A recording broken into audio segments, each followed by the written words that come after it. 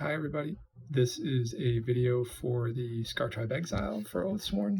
Um, this is one of the two characters in the game that have the most armory pieces, just because of all the weapons that they can equip. It's a wide range of stuff, so this will probably be one of the longer videos. But he's one of my favorite characters, but he was also the toughest character that I had to design the push fit around and all the armory pieces, because there's so much detail on him, which kind of worked to an advantage, meaning I had a lot of choices of where I could cut the model, but to hide the cut lines. But it was also difficult because that pose, trying to get one-handed and two-handed options into a pose where it looks like he's charging like a barbarian into combat, was definitely not easy, but it came out really well, really, and I was really happy with it. And this being the first model off of the molds for this, he's almost perfect in the first try, so I was really happy with how this one came out. But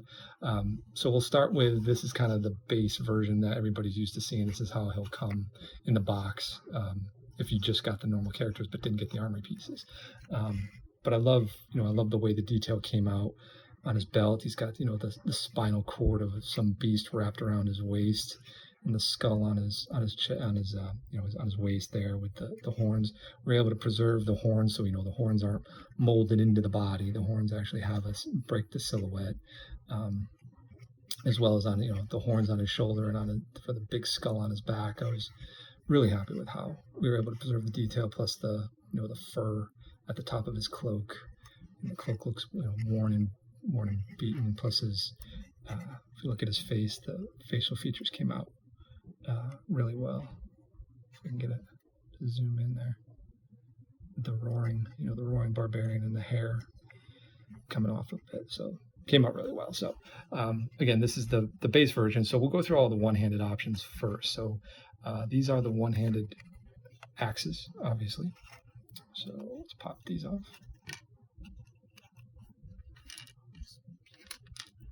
And let's do something different. Let's go to the one-handed flail, so he can equip flails. Here's just a close-up of the flail, so you can see all the detail on the chain and on the star. So this is how he looks with the flails flying around.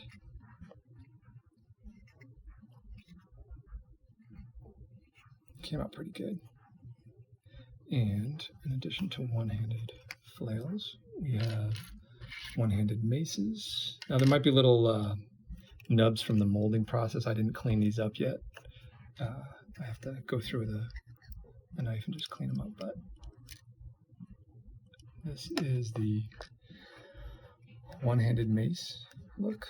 And remember, you could swap. You can mix them. You can have a one-handed mace in one hand and a one-handed flail in the other. It's it's all on how you want to equip your character based on the benefits that certain weapons will give you versus others.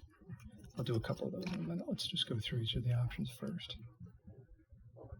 And this is one of my favorite. I just love swords that are meaty, and the inspiration behind that sword design was Conan. So the sword might look a little bit similar to the Conan sword, but it was always, growing up watching Conan the Barbarian movies, there was some inspiration there for when I sculpted this guy. But this is the look with the one-handed swords. Came out pretty cool. And here, just for reference, I'll put a one-handed axe on him with the one-handed sword, just so you could see, what it looks like when you're wielding different weapon options. It's really cool. Okay, so now let's get into all the two-handed options. So we'll start with all of these. So he can equip two-handed hammers, pole arms, and axes.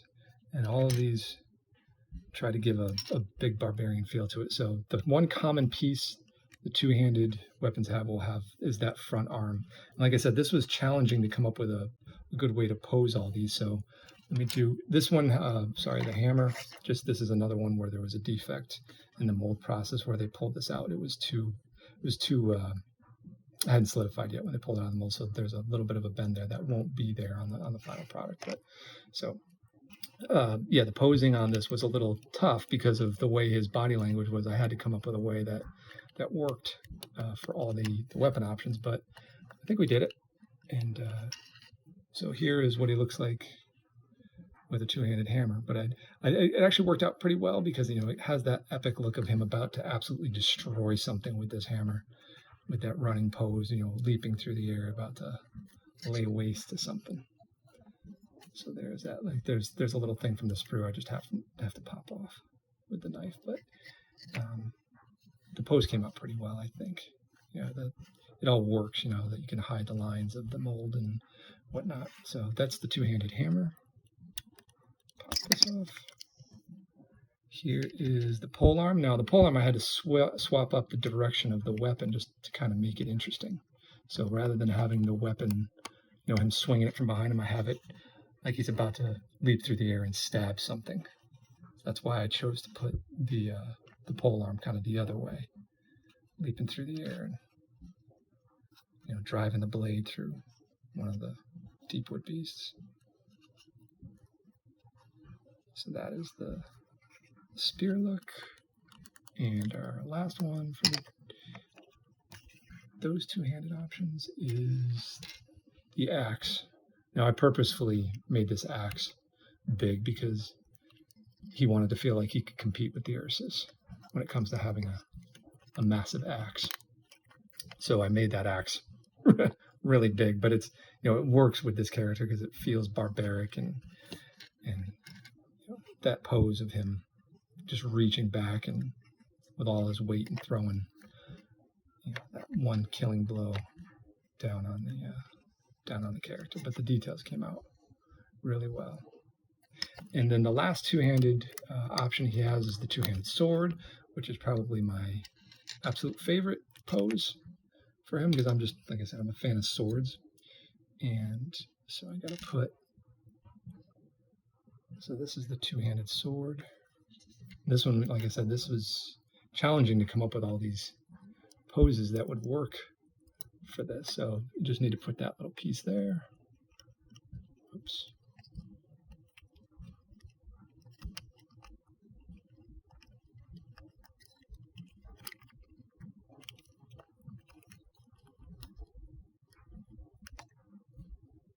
It's easier if I pull that off.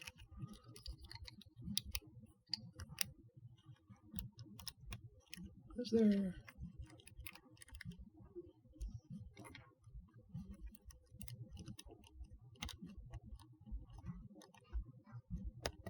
There we go.